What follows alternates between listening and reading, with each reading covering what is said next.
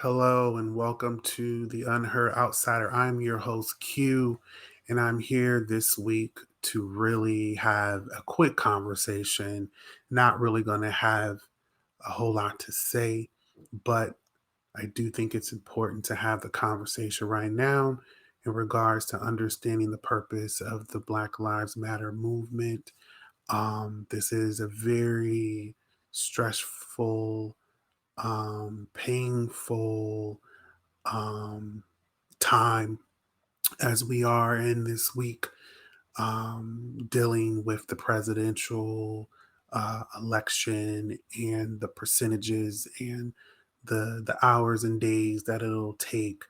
Um, and so my heart goes out to everyone um, who is dealing with anxiety and stress. And the only thing I can say to you is to please, please continue to engage in self care um, as we wait to see who our president will be for the next 4 years. Um, but this week, I really wanted to just come before you in the room to just unpack the importance of why Black Lives Matter, and why the Black Lives Matter movement is really so important. I know a lot of people really don't probably understand the reasoning behind a movement, but I think it's always important for people to really make sure they understand the reasoning behind why the Black Lives Matter movement was created and the purpose behind it. And so I just want to give some quick information about the Black Lives Matter movement and why it is so important for Black people to make sure that our lives are centered in the conversation. So just to jump right on in, a little bit about the Black Lives Matter movement. So the Black Lives Matter movement was founded in 2013, and it was in response to the acquittal of Trayvon Martin's murder. So just to give people a little bit more, the Black Lives Matter Global Network Foundation is a global organization. So we definitely see BLM, of course, in the US, the UK, as well as in Canada, whose mission is to eradicate white supremacy and build local power, right? To intervene in violence inflicted upon Black communities by the state vigilantes. Okay. And we've seen this play out, during the presidential election for the last 4 years around Black bodies. Also, it's about combating and countering acts of violence, creating space for Black imagination and innovation, and centering Black joy. We are winning immediate improvements in our lives. And no, and this is what the BLM is about. These are not my words. These are the words from the three Black women who have founded the Black Lives Matter movement. I take so much pride in being a Black queer person, whose life matters, and so many other Black lives that actually do matter.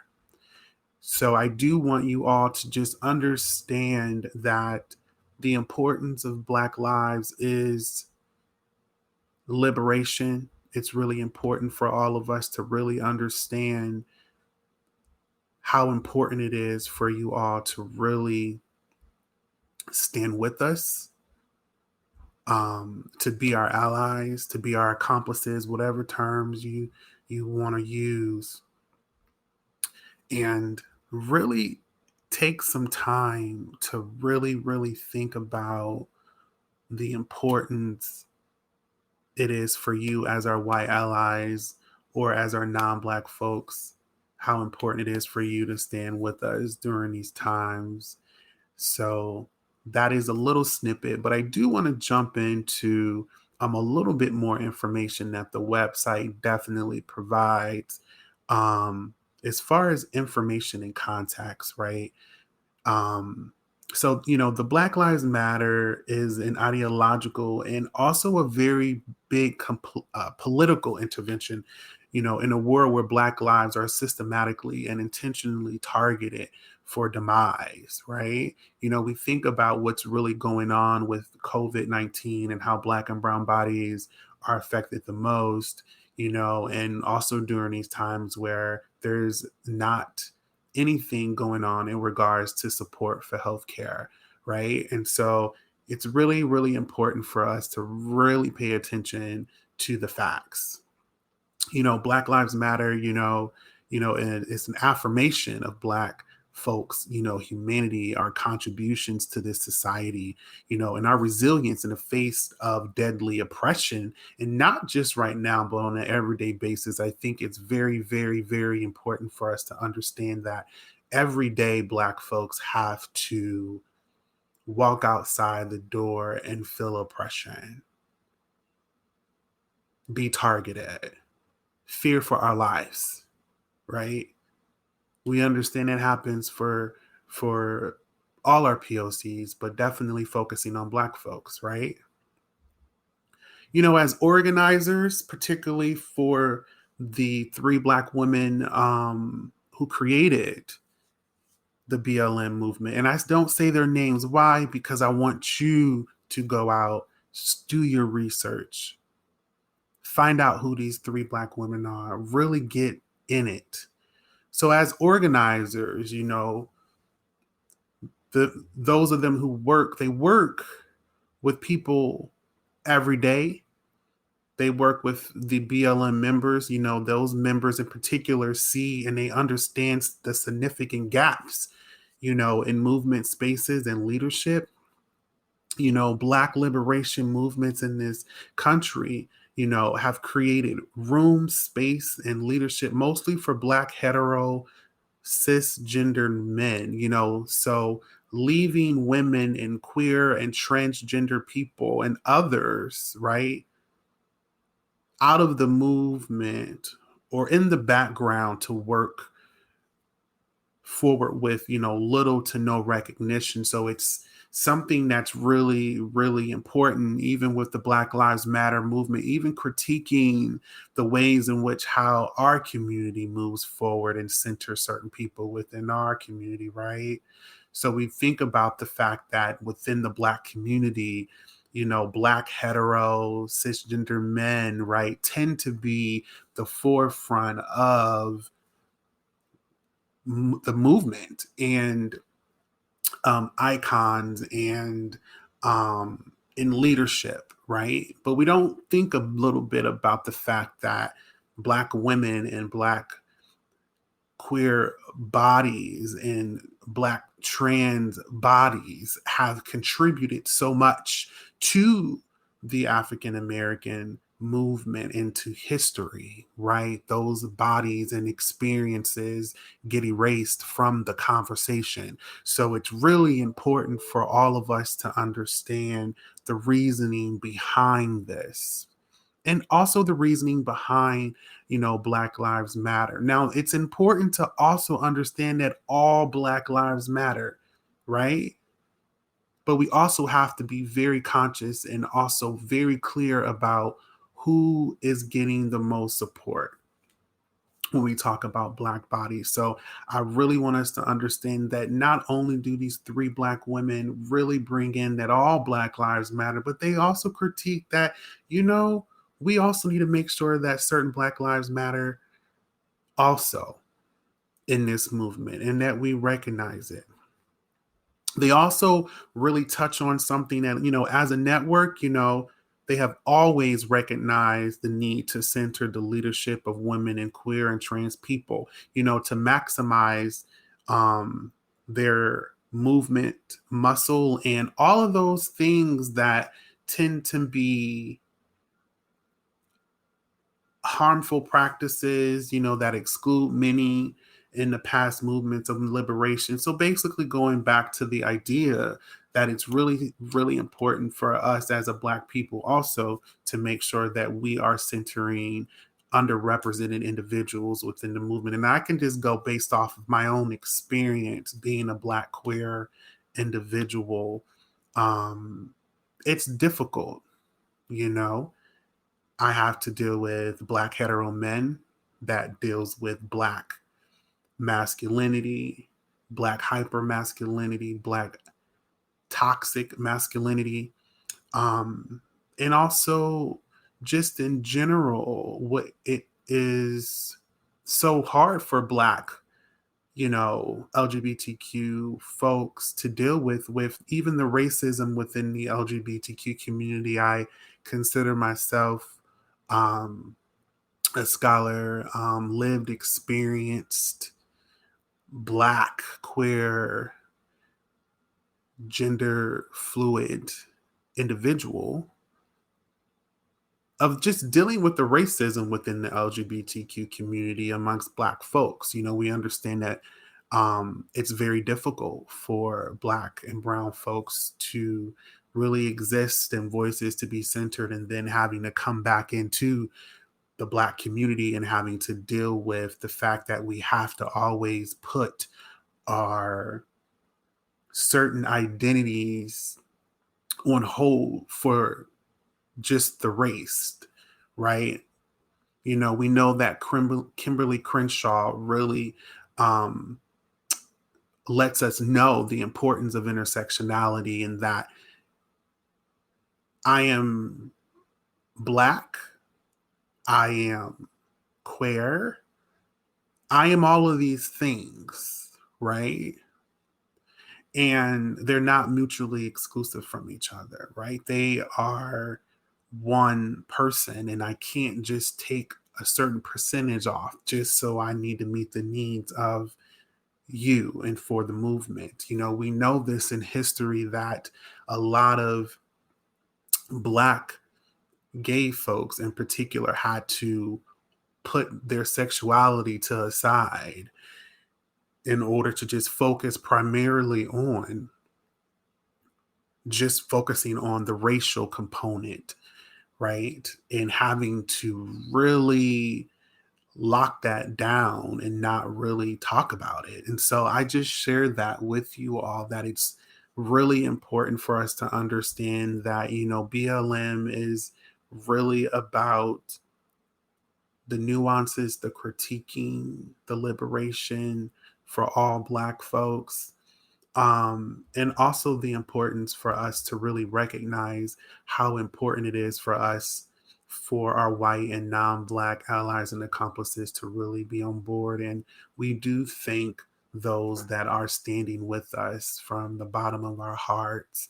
Um, and so it's just really important for us to really understand that BLM is a space for revolution to be heard. I also want to really take the time to just say, just think about all of the things you've been through as an individual. Think about the identities and things that you hold, right? But we also have to think about the privileges that we do have, right? Yes, I definitely identify as, a Black, queer male. I understand the privileges that comes with being male. I also understand the nuances and the complexities of what it means to be a Black queer male who is gender non-conforming, as well as identifying as gender fluid, and how complex that is when I move through different spaces, right? With all of my meanness that comes into the room. And I know it. And I think it's really important for us to just really focus in on how we are showing up in the room, who's in the room, conversations that are being had about Black folks, things that are inappropriate.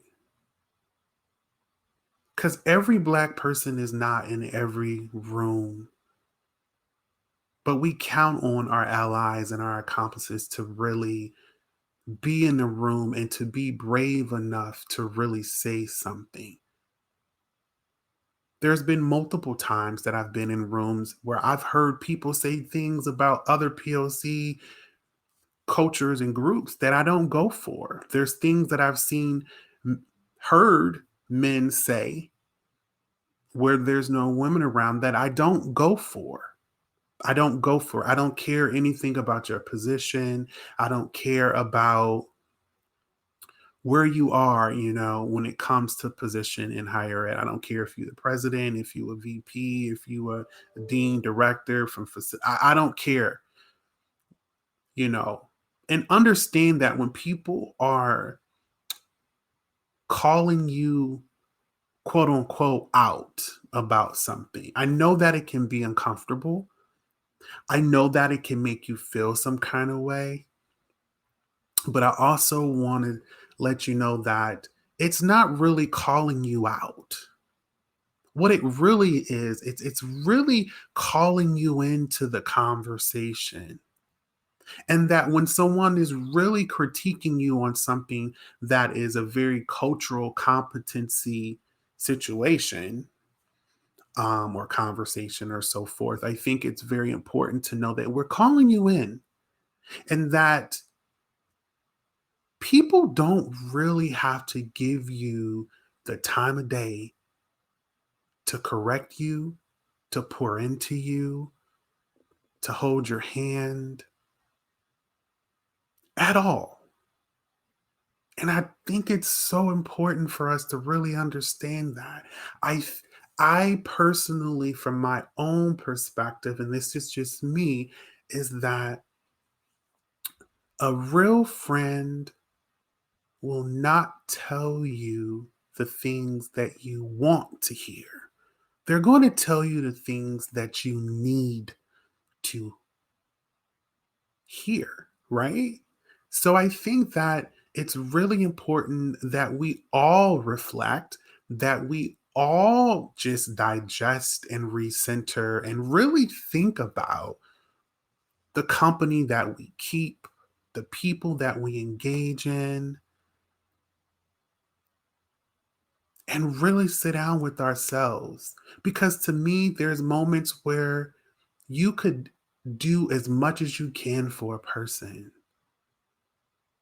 You can be friends with them, they can be family members, you can do whatever. But the most important thing is if you've done everything that you can for this person, you've given everything you could, and nothing is changing and nobody is really hearing or seeing you need to know you've done your part. Because there's been moments, even right now, where I have given so much of myself as a Black person to the institution, and not SPSCC, just, higher ed in general. And I'm exhausted. I have to literally every day knowing that I have to interact and teach white folks and also educate Black folk and POCs, and so this, just keep in mind, all of the energy that comes from the educating, the holding the hands, and not to say we don't want to, but it is very, very exhausting. So we really do need for you to understand that when it becomes exhausting for you, allies, Black folks, POCs, you need to engage in self-care, but also sometimes people have to learn on their own. We have to understand that sometimes we've done all that we can for certain people, for a certain person.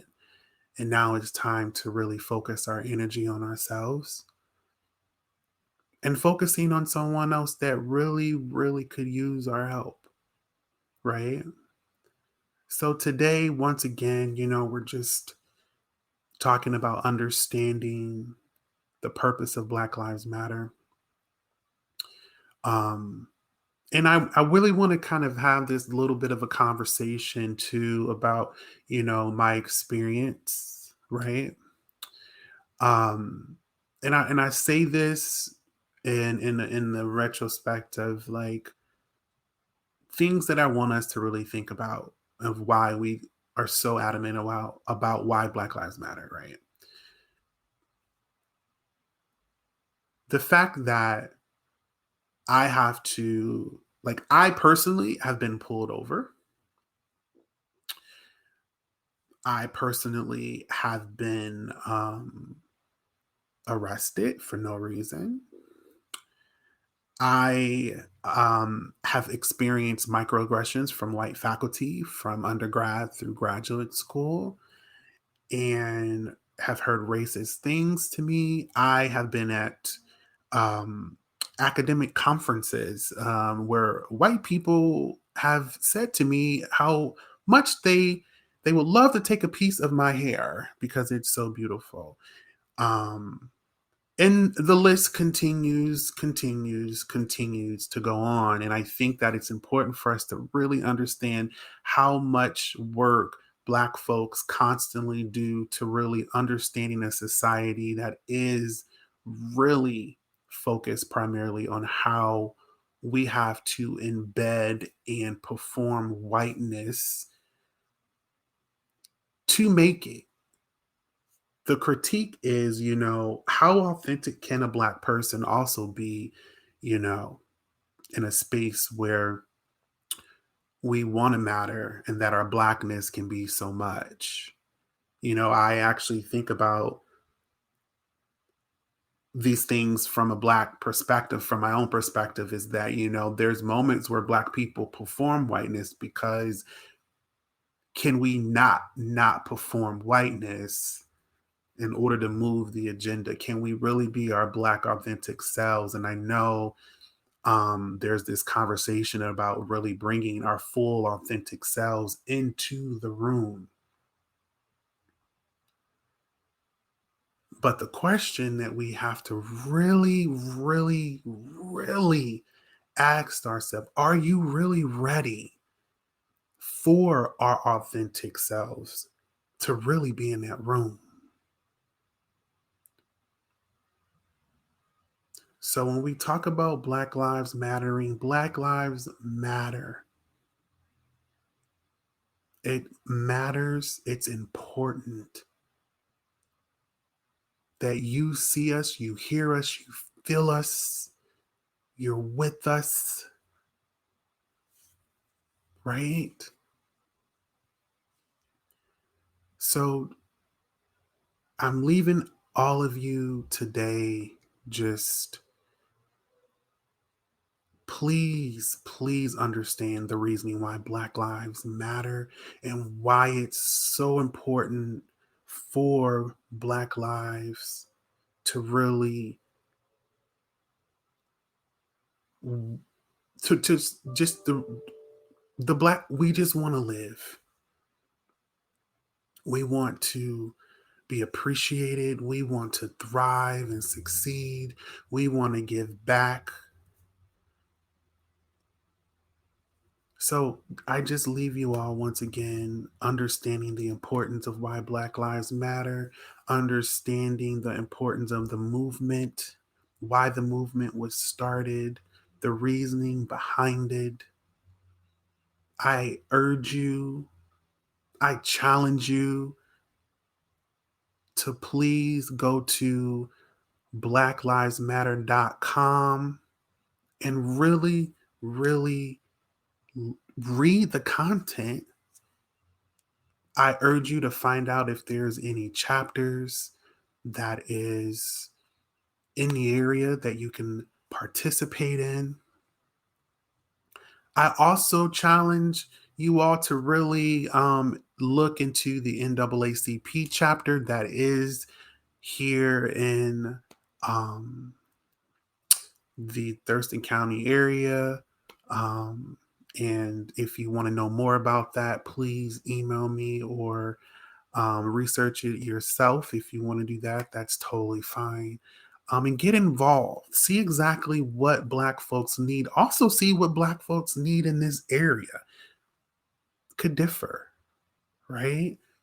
I urge all of my folks to see what Black folks need here at SPSCC. The support. I urge that. I urge for us to really do the work. I urge us to not only do the work with supporting Black lives, I also ask everyone to also do the work within ourselves to learn, to heal, to really do some searching within ourselves during these times. So I just leave you all with that today. And I really, really appreciate you all that are listening every week and really participating in this. It just means a whole lot to me. And I just want to leave you all um, with understanding that this is going to take time um, for people to really understand, but just know that you matter. Those who actually are supporting us and with us in this movement um, every day. So, once again, um, this is your host, Q. I really, really, really, really appreciate you all for listening and tuning in. And as we always do, we leave with a quote. We leave with something that really gets our minds to think. And this week's quote is, so if you stay ready, you ain't got to get ready. And that is how I run my life. That is by Will Smith. And I want us to think about that. So if you stay ready, you ain't got to get ready, honey. And that is how I run my life. Thank you for tuning in. Tune in next week as we focus on the types of emotional labor, or just more likely emotional labor, put on people of color in higher education. It's important. So we hope you come back into the room next week to hear a little bit more as we have some POCs at the table to talk about the emotional labor that tends to be put on us in higher education, right? I love you. Engage in self care. And as I always say in my emails, be in peace, not pieces. Take care.